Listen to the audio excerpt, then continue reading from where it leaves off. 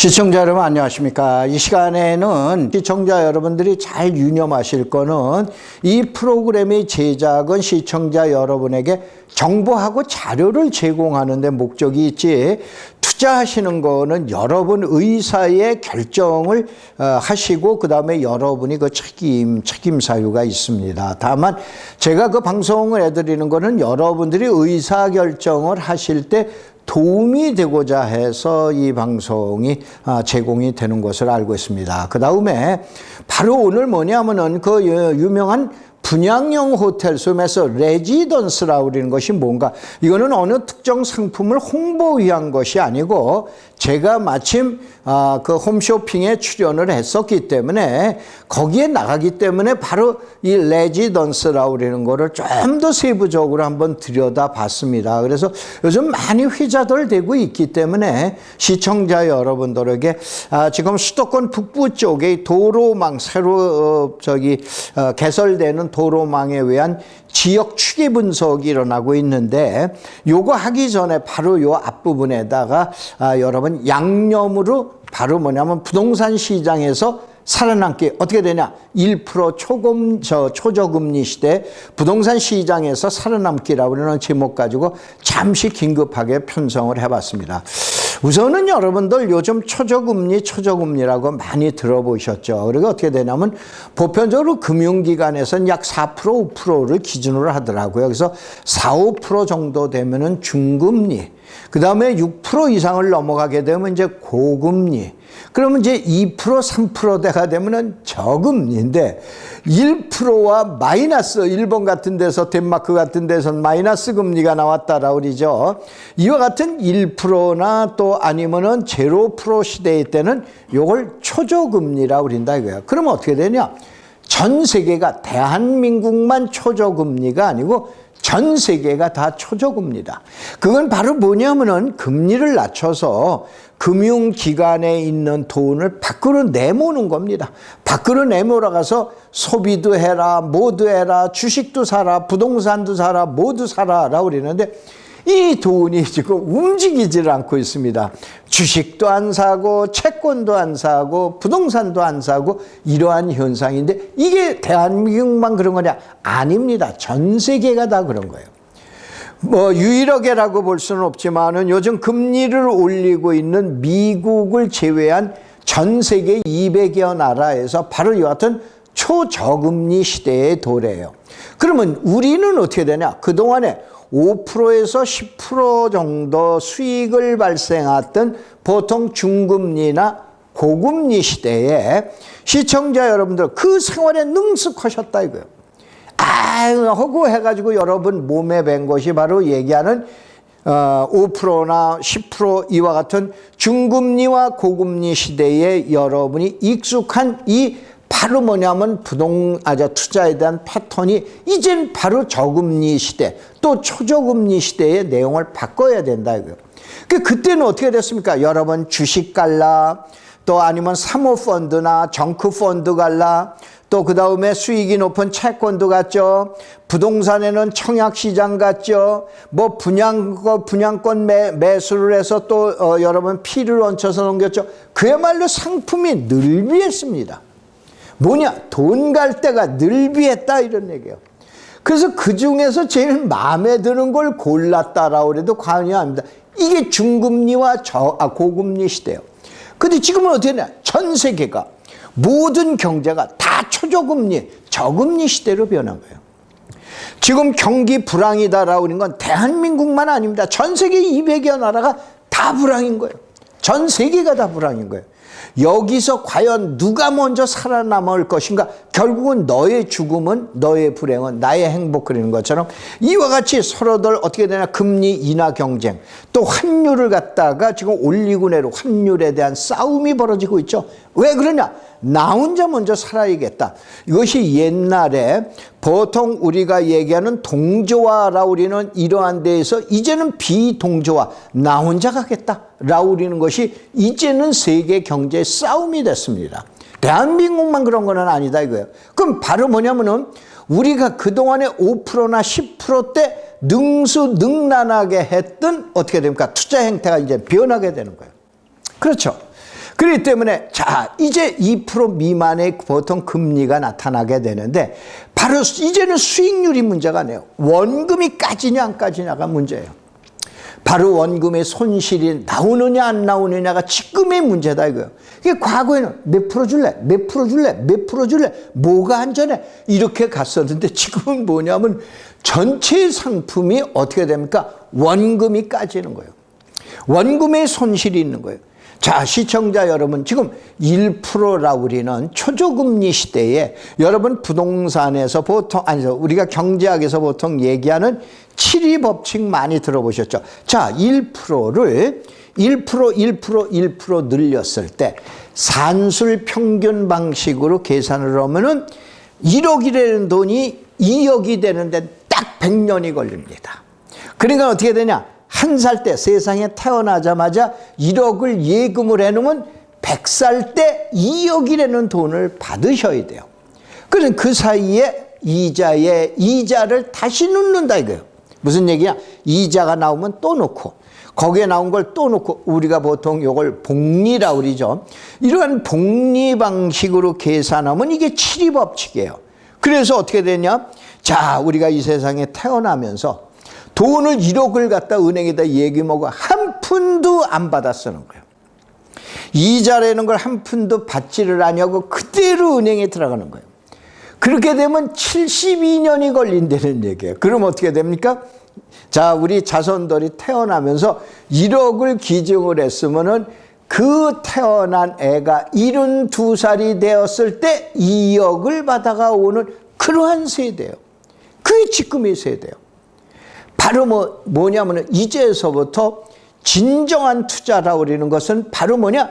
지금서부터 원금이 까지지 아니하고 원금의 손상이 없이 바로 누가 돈을 수익을 많이 내느냐, 이제 진정한 게임이 시작이 된 거예요. 다시 한번 과거같이 5%나 10%일 때는 눈 감고 해도 되는 어쩌면 투자였어요. 그런 건데 이제는 그 시대는 지나가 버린 겁니다. 바로 원금의 손실 없이 누가 투자 게임에서 이겨나갈 건가, 이러한 내용 가지고 지금 얘기한 투자의 시대가 도래한 거예요. 그래서 이런 1%의 초저금리라고 그런 건 어떻게 됩니까? 저금리인 건 이제 당연한 거예요. 전 세계가 다 똑같은 상황이기 때문에. 그래서 바로 뭐냐면 얼른 그동안에 우리가 익숙했었던 바로 5%나 10%의 중금리와 고금리 시대에 익숙했던 그러한 부동산에 대한 투자 패턴, 주식에 대한 투자 패턴, 채권에 대한 투자 패턴을 이제 다 바꿔야 된다 이거예요.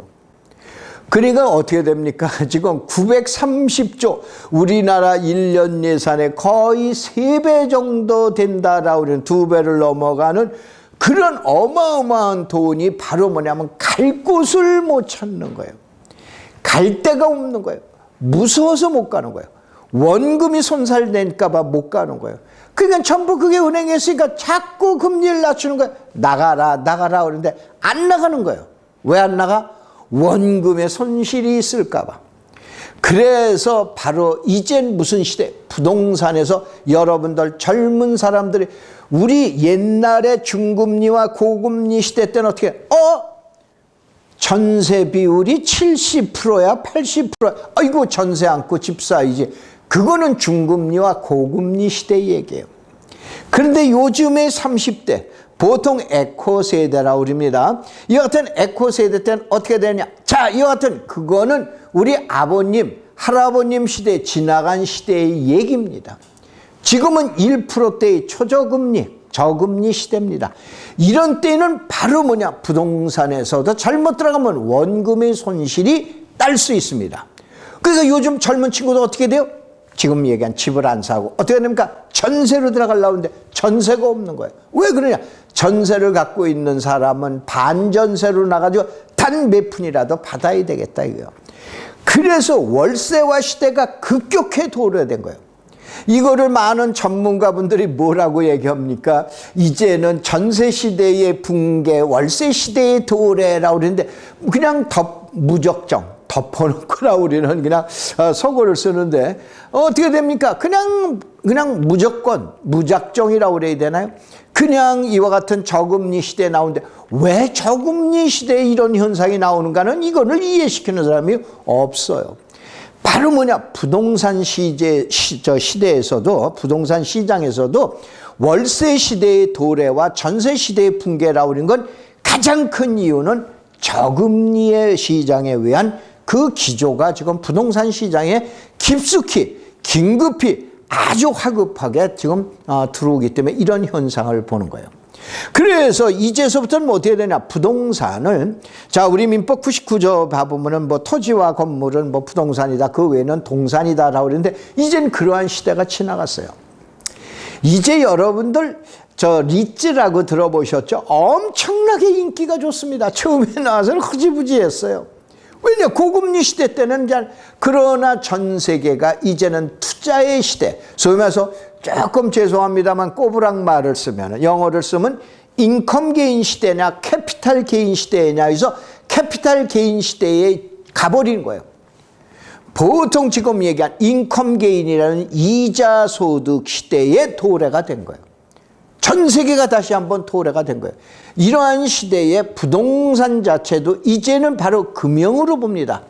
이게 바로 1998년도 IMF 때 나왔던 그 유명한 자산 유동화에 관한 법령입니다. 이것이 그 유명한 여기에 의해서 부동산도 동산으로 취급하는 리츠라고 우리는 시대가 됐는데 이것이 또 어떻게 됩니까? 저금리 시대에 도래가 되면서 이제는 부동산은 리츠 상품이 대표적인 상품으로 돼버린 거예요. 어느 날 갑자기 무슨 뭐가 뜬다, 어느 품목이 뜬다, 오피스텔이 인기가 있다, 아니면 레지던스가 인기가 있다, 그런 게 아니다 이거예요. 시대가 바뀌니까 시대에 새로운 시대가 도래한 거예요. 부동산 시대에도 도래한 거예요. 그랬다고 오해하시지 마시고 레지던스가 좋다, 오피스텔이 좋다, 뭐가 좋다 라우리는 건 아닙니다. 시청자 여러분이 다만 뭐냐? 지금 시대에서 저금리 시대, 초저금리 시대에서 부동산 시장의 흐름을 누가 앞으로 어떻게 될 거라고 그런 걸 예견해 주거나 아니면 그걸 해설해 주는 건 한 편도 없어요. 다시 한번 시청자 여러분들이 이렇게 잘 보시면서 바로 뭐냐면은 저금리 시대에 우리는 그동안에 난생 처음 닦아보는 거예요. 5,000년 만에 처음 여러분이 겪어보는 저금리 시대. 저 또한 마찬가지입니다. 맨날 고금리에서만 살았어요. 맨날 중금리에서 살았어요. 그런데 이제 저금리 시대, 여러분과 나하고 똑같이 저금리 시대, 난생 처음 5,000년 만에 닥쳐보는 이러한 시점입니다. 자, 이제서부터 임대시장, 바로 수익률 시장이 어떻게 변할 건가 한번 보세요. 자, 우리가 이 연도별로 보시면은 여러분 시대의 흐름을 잘 이해가 가능하십니다. 우선 1981년도에 정확하게 1981년도로 제가 기억하고 있는데 이때 바로 오피스텔이 마포 구입인로, 소위 말해 여의도 시청에서 여의도 가는 길에 여기서 우리나라 최초의 고려 오피스텔이 탄생이 됩니다. 아마 제가 그때 기억하기는 평당 제가 알기는 100만 원은 안 넘은 거로 알고 있는데 지금 가격으로 얘기하면 한 600~700대 정도 될까요? 그러면 오랜 동안 30년 동안 대여섯 배뿐이 안 늘어났다. 이게 보통 얘기한 캐피탈 게인이에요. 캐피탈 게인이라는 건 자본이도 이자에서 나오는 거, 월세 같은 거 신경이 안 쓰고 그냥 가격만 올라가라 이거예요. 오피스텔 가격만 올라가라 이거예요. 이런 게 캐피탈 게인이에요. 그런데 오피스텔이라는 건 뭐냐? 캐피탈 게인이 아니고 인컴 게인, 이자 소득 시대다 이거예요. 5배뿐이 설령 제가 가격은 모르겠어요. 5배뿐이 안 올랐다 하더라도 그동안에 받아먹은 월세를 계산하면 어떻게 되냐? 엄청나다 이거예요. 이게 인컴 게인의 시대가 도래하는 거예요.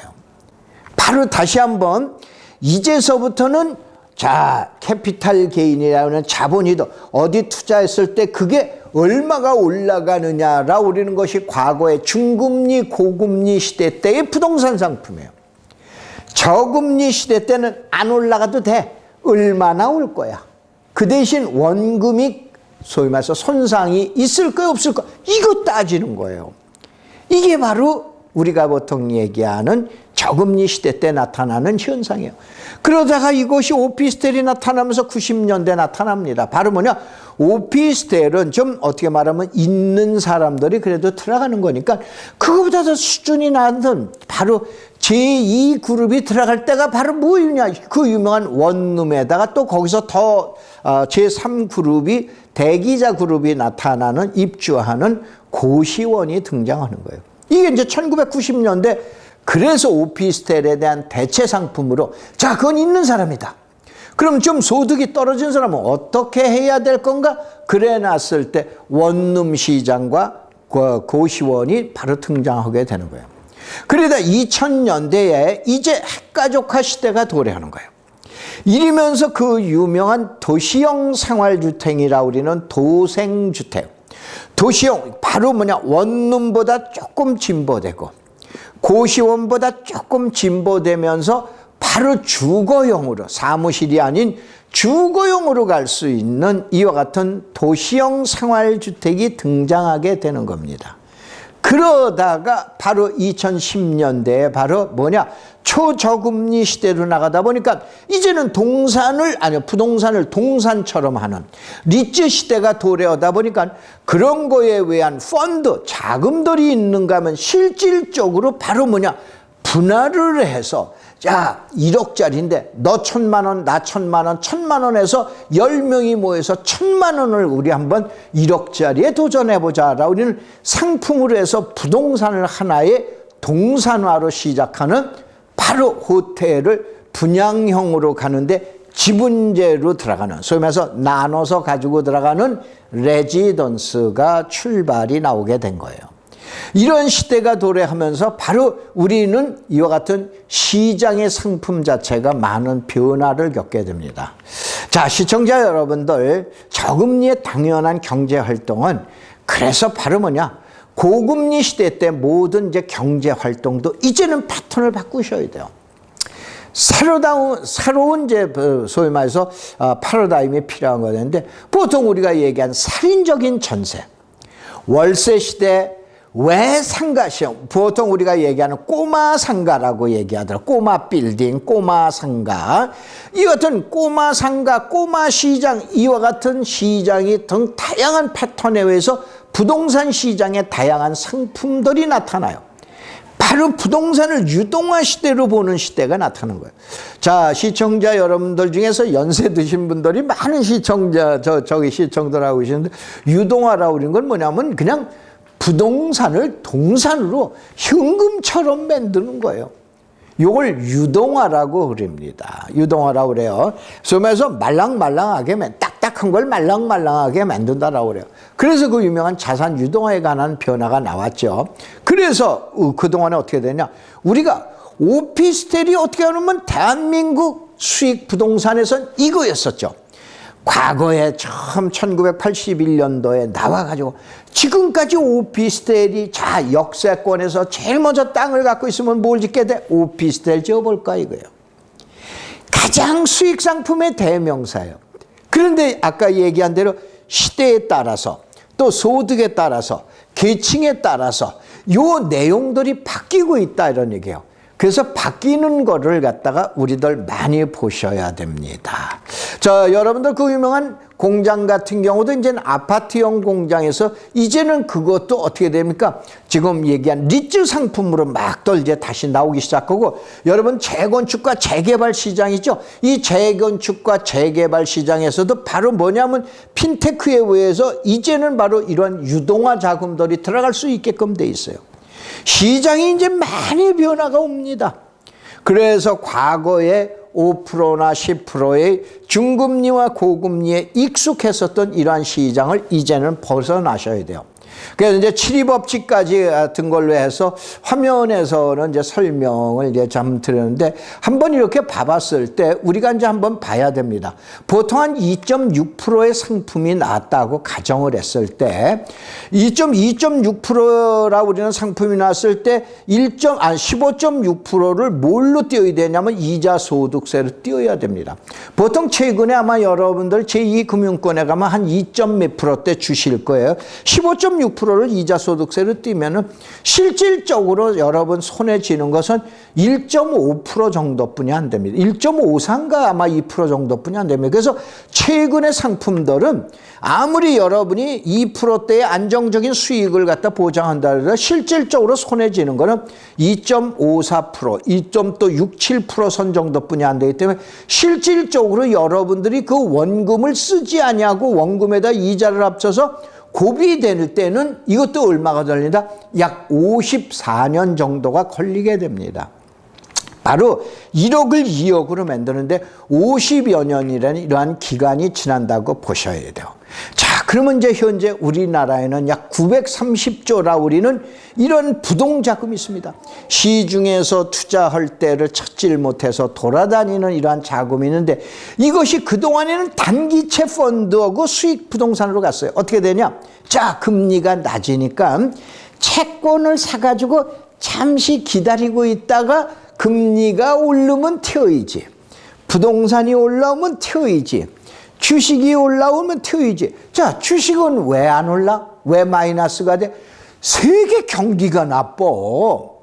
대한민국만 얼마 전에 뭐 여러분 국회의원 선거 때 이제 뭐 당에서 경제 활성화를 어쩌고 저쩌고 그러는데 바로 뭐냐면은 지금 현재 전 세계가 전부 이제는 먹고 살고 너를 갖다가 죽여야만 너를 희생시켜야만 내가 살아날 수 있다라 우리는 이러한 아주 극심한 경제 전쟁이 벌어졌어요.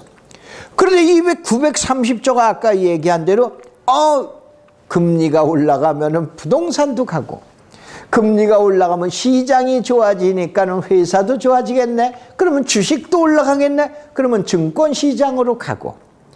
그럼 지금 얘기한 금리 올라가면 채권이 올라가니까 어떻게 되냐? 단기채 펀드로 갔어요. 근데 이 단기채 펀드로 너무 몰리다 보니까 이게 아까 얘기한 금리가 이거 어떻게 되니까 1%대로 떨어져 버린 거예요. 그러다 보니까 돈이 갈 데가 없어요. 그러니까 안 되겠다. 어디냐? 중국을 겨냥하고 브라질을 겨냥하고 베트남을 겨냥하고 태국을 겨냥하고 나갔던 거예요. 그런데 어떻게 됩니까? 나갔다가 보니까 우리보다 더 열악해요. 그게 다시 회귀한 거예요. 바로 뭐냐면 여러분들 미국에서 우리만 그런 거 아니고 우리는 원화가 됩니다. 원화 캐리라고 그래요. 그런데 미국에서 미국의 금리가 지금 얘기한 대로 올라가게 되면 이게 미국 달러 캐리라고 그러는 거예요. 그래서 우리가 금리를 마음대로 내릴 수 없는 거야. 내 경기를 살리기 위해서 내렸다라 그러면 야 한국에서 떠나가자 그러고 우르르 금리가 돈들이 빠져나가는 거예요. 그러면 여러분 1998년도에 그 유명한 외환 위기가 또 도래할 수 있다 이거야. 마음대로 금리를 못 내려. 올리자니 경기를 더 죽여. 아주 한국은행에서도 난리 머리 아플 거예요. 이런 것이 어떻게 되냐? 바로 부동산에서 수익형 펀드로 가게 됐다 이런 얘기예요. 그래서 주식 관련 펀드는 단기채로 가. 여러분 화면 봐보세요. 부동산 펀드는 결국은 수익형을 보게 되는 거고 주식 관련된 거는 단기채로 모든 자금이 가게 됐습니다. 2부에서 결론을 내드리겠습니다. 고맙습니다. 감사합니다.